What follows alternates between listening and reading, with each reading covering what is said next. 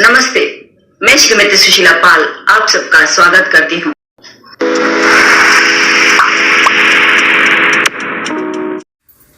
आज हम मुंशी प्रेमचंद की प्रसिद्ध कहानी बड़े घर की बेटी सुनने जा रहे हैं।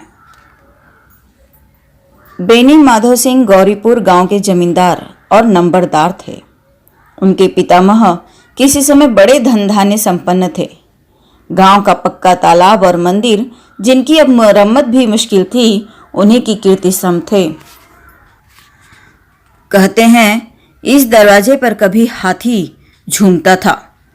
अब उसकी जगह एक बूढ़ी भैंस है, जिसके शरीर में अस्थि पंजर के सिवा और कुछ शेष न रहा था, पर दूध शायद बहुत देती थी, क्योंकि एक न एक आदमी हाड़ी लिए उसके सिर पर सवार ही रहता था। बेनी माधव सिंह अपनी आधी से अधिक संपत्ति वकीलों को भेंट कर चुके थे। उनकी वर्तमान आय 1000 रुपये वार्षिक से अधिक न थी। ठाकुर साहब के 2 बेटे थे। बड़े का नाम श्रीकंठ सिंह था। उसने बहुत दिनों के परिश्रम और उद्योग के बाद बीए की डिग्री प्राप्त की थी। अब एक दफ्तर में नौकर था।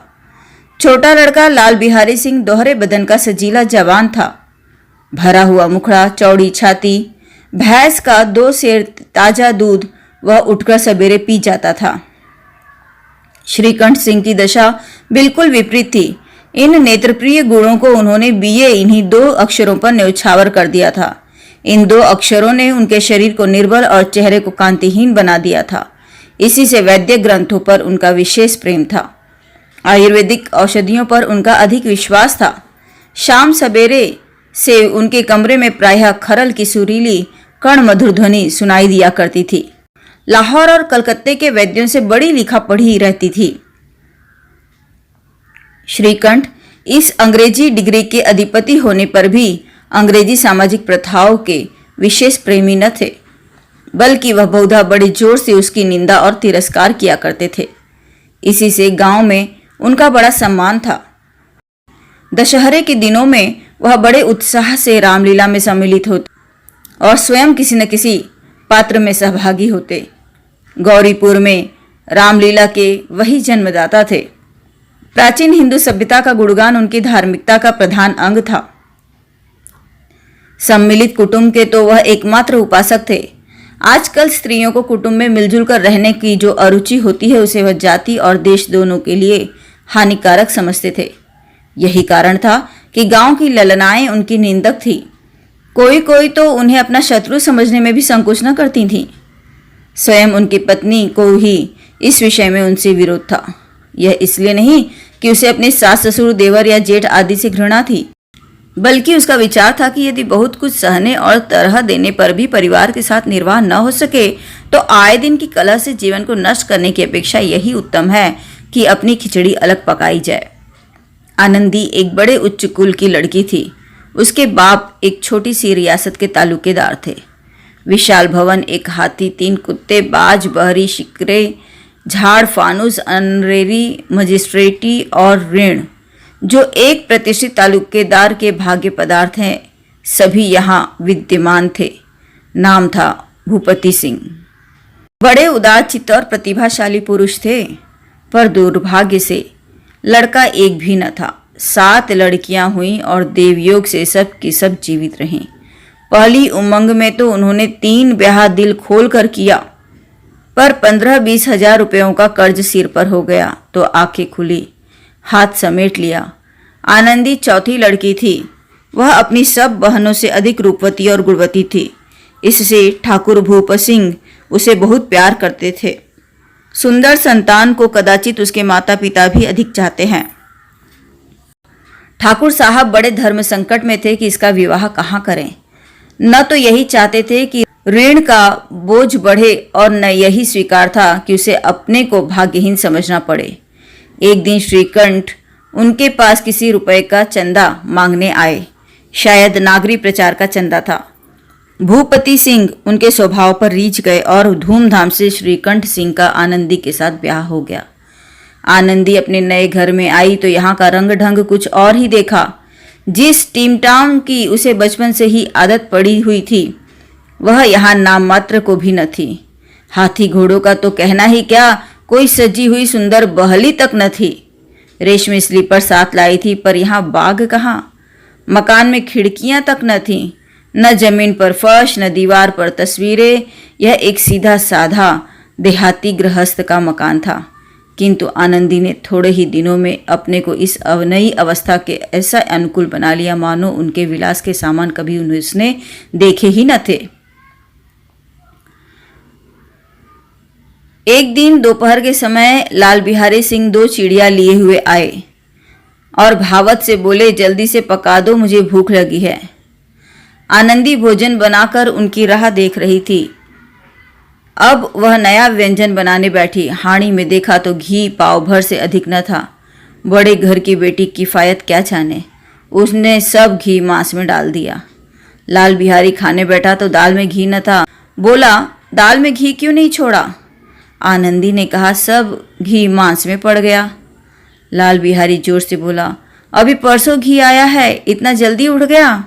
आनंदी ने उत्तर दिया, आज तो कुल पाव भर रहा होगा, वह सब मैंने मांस में डाल दिया। जिस तरह सूखी लकड़ी जल्दी से जल उठती है, उसी तरह क्षुधा से बावला मनुष्य जरा जरा सी बात पर तिनक जाता है। लाल बिहारी को भावच की ढिठाई बहुत बुरी मालूम हुई। तिनक कर बोला, मैके में तो चाहे घी की नदी बहती हो, स्त्री गालियां सह लेती हैं, मार भी सह लेती हैं, पर मैके की निंदा उससे नहीं सही जाती। आनंदी मुंह फेर कर बोली, हाथी मरा भी तो 9 लाख का, वहाँ इतना घी नित्य नाई का हार खा जाते हैं। लाल बिहारी जल गया। थाली उठाकर पलट दी और बोला, जी चाहता है जी पकड़कर खींच लूं। आनंदी को भी क्रोध आ गया, मुंह लाल हो गया। बोली, वह होते तो आज इसका मजा चखाते। अब अपढ़ उज्जट ठाकुर से न रहा गया। उसकी स्त्री एक साधारण जमींदार की बेटी थी। जब जी चाहता उस पर हाथ साफ कर लिया करता था। खड़ाऊ उठाकर आनंदी की ओर जोर से फेंका और बोला, जिसके गुमान पर भूली हुई हो उसे भी देखूंगा और तुम्हें भी। आनंदी ने हाथ से खड़ाऊ रोकी, सिर बच गया, पर उंगली में बड़ी चोट आई। क्रोध के मारे हवा से हिलते पत्ते की भांति कांपती हुई वह अपने कमरे में आकर खड़ी हो गई। स्त्री का बल और साहस, मान और मर्यादा पति तक है। उसे अपने पति के ही बल और पुरुषत्व का घमंड होता है। आनंदी खून का घुट पीकर रह गई। श्रीकंठ सिंह शनिवार को घर आया करते थे। बृहस्पति को वह घटना हुई थी। 2 दिन तक आनंदी को भवन में रही, न कुछ खाया न पिया, उनकी बाट देखती रही। अंत में शनिवार को वह नियमानुकूल संध्या समय पर घर आए और बाहर बैठकर कुछ इधर उधर की बातें, कुछ देश काल संबंधी समाचार और कुछ नए मुकदमों आदि की चर्चा करने लगे। यह वार्तालाप 10 बजे रात तक होता रहा। गांव के भद्र पुरुषों को इन बातों में ऐसा आनंद मिलता था कि खाने पीने की भी सुधि न रहती थी। श्रीकंठ को पिंड छुड़ाना मुश्किल हो जाता था।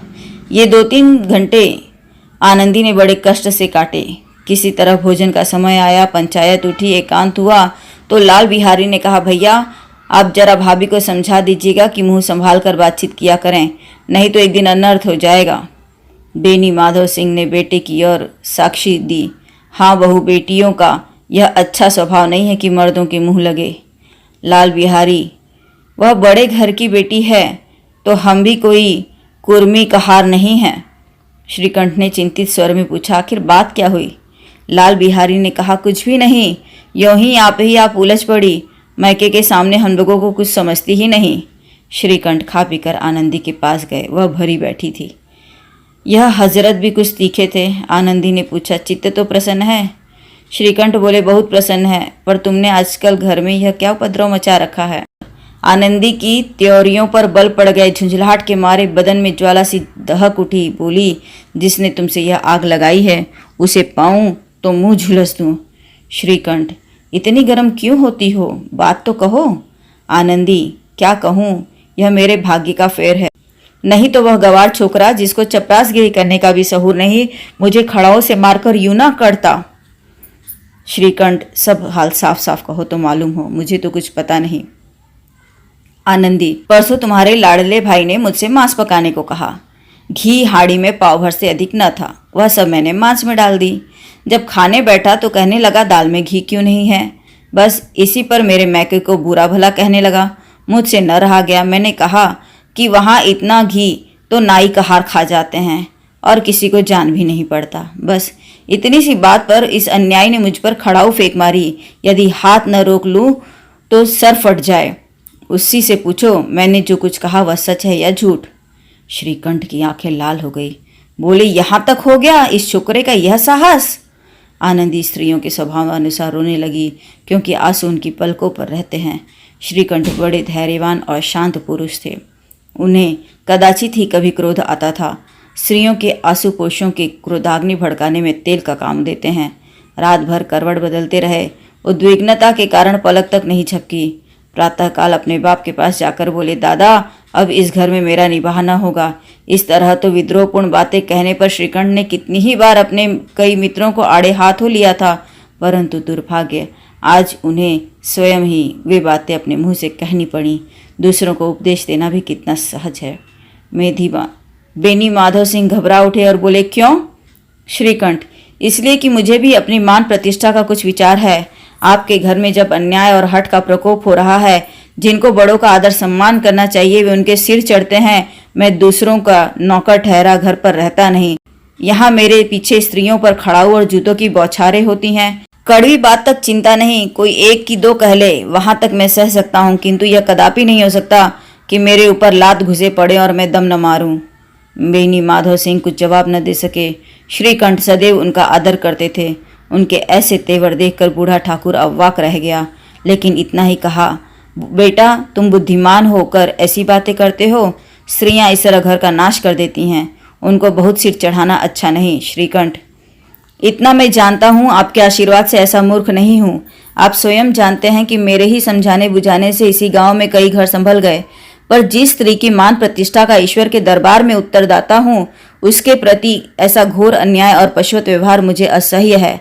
आप सच मानिए, मेरे लिए यही कुछ कम नहीं है कि लाल बिहारी को कुछ दंड नहीं देता। अब बेनी माधव सिंह भी गरमाए। ऐसी बातें और न सुन सके। बोले, लाल बिहारी तुम्हारा भाई है, उससे जब कभी भूल चूक हो उसके कान पकड़ो। लेकिन श्रीकंठ, लाल बिहारी को मैं अब अपना भाई नहीं समझता। बेनी माधव सिंह स्त्री के पीछे? श्रीकंठ, जी नहीं, उसकी क्रूरता और अविवेक के कारण। दोनों कुछ देर चुप रहे। ठाकुर साहब लड़के का क्रोध शांत करना चाहते थे, लेकिन यह नहीं स्वीकार करना चाहते थे कि लाल बिहारी ने कोई अनुचित काम किया है।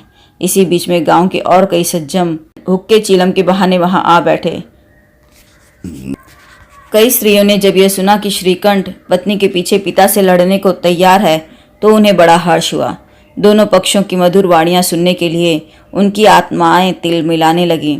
गांव में कुछ ऐसे कुटिल मनुष्य भी थे जो इस कुल की नीति पूर्ण गति पर मन ही मन जलते थे।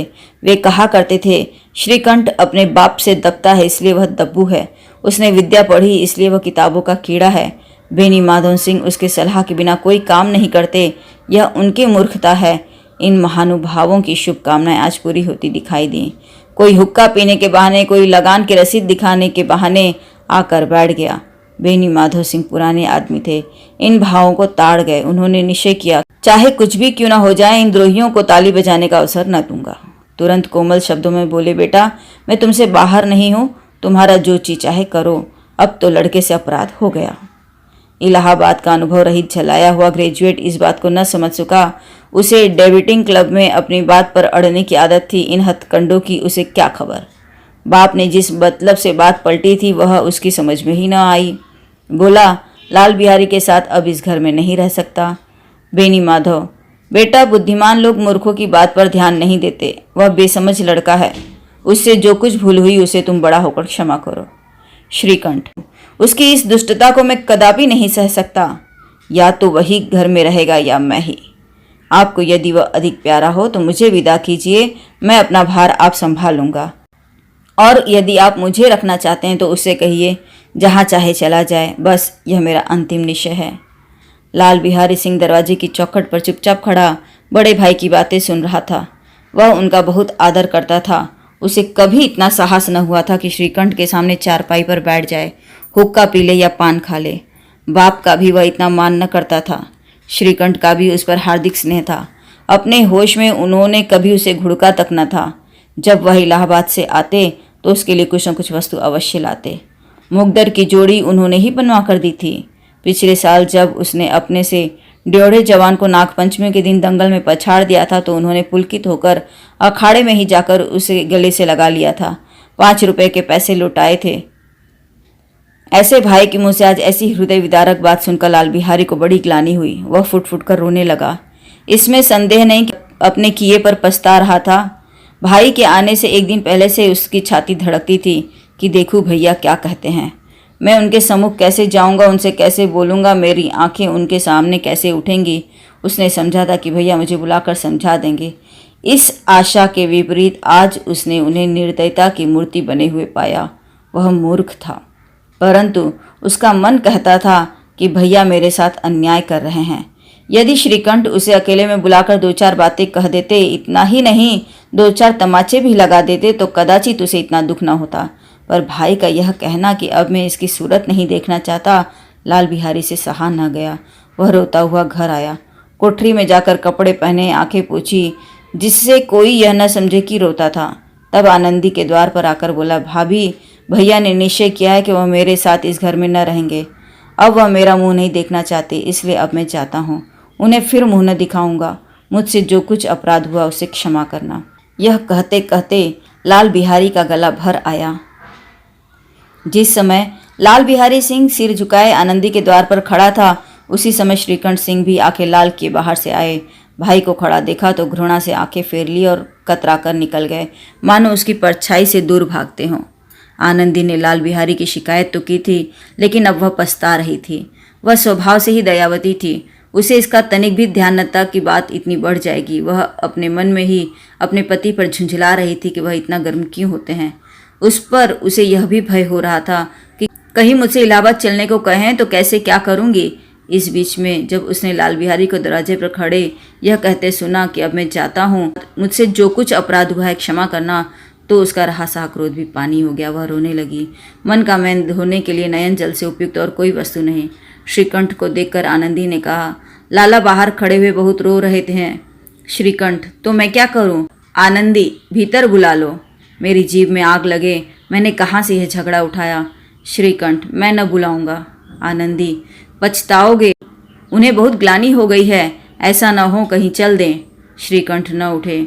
इतने में लाल बिहारी ने फिर कहा, भाभी भैया से मेरा प्रणाम कह दो, वह मेरा मुंह नहीं देखना चाहते, इसलिए मैं भी अपना मुंह उन्हें न दिखाऊंगा। लाल बिहारी इतना कहकर लौट गया और शीघ्रता से दरवाजे की ओर बढ़ा। अंत में आनंदी कमरे से निकली और उसका हाथ पकड़ लिया। लाल बिहारी ने पीछे फिर कर देखा और आंखों से भरे आंसू से बोला, मुझे जाने दो। आनंदी, कहाँ जाते हो? लाल बिहारी, जहाँ कोई मेरा मुंह न देखे। आनंदी, मैं न जाने दूंगी। लाल बिहारी, मैं तुम लोगों के साथ रहने योग्य नहीं हूँ। आनंदी, तुम्हें मेरी सौगंध, अब एक पग भी आगे न बढ़ाना। लाल बिहारी, जब तक मुझे यह न मालूम हो जाए भैया का मन मेरी तरफ से साफ हो गया है, तब तक इस घर में मैं कदापि न रहूंगा। आनंदी, मैं ईश्वर को साक्षी देकर कहती हूँ कि तुम्हारी ओर से मेरे मन में तनिक भी मैल नहीं है। अब श्रीकंठ का हृदय भी पिघला। उन्होंने बाहर आकर लाल बिहारी को गले लगा लिया। दोनों भाई खूब फूट फूट कर रोए। लाल बिहारी ने निसकते हुए कहा, अब कभी मत कहना भैया कि तुम्हारा मुंह न देखूंगा। इसके सिवा आप जो दंड देंगे मैं सहर्ष स्वीकार लूंगा। श्रीकंठ ने कांपते हुए स्वर से कहा, लल्लू, इन बातों को बिल्कुल भूल जाओ। ईश्वर चाहेंगे तो फिर ऐसा अवसर न आएगा। बेनी माधव सिंह बाहर से आ रहे थे। दोनों भाइयों को गले मिलते देखकर आनंद से पुलकित हो गए। बोल उठे, बड़े घर की बेटियां ऐसी ही होती हैं, बिगड़ता हुआ काम बना लेती हैं। गांव में जिसने यह वृत्तांत सुना उसी ने इन शब्दों में आनंदी की उदारता को सराहा। बड़े घर की बेटियां ऐसी ही होती हैं, बड़े घर की बेटियां ऐसी ही होती हैं।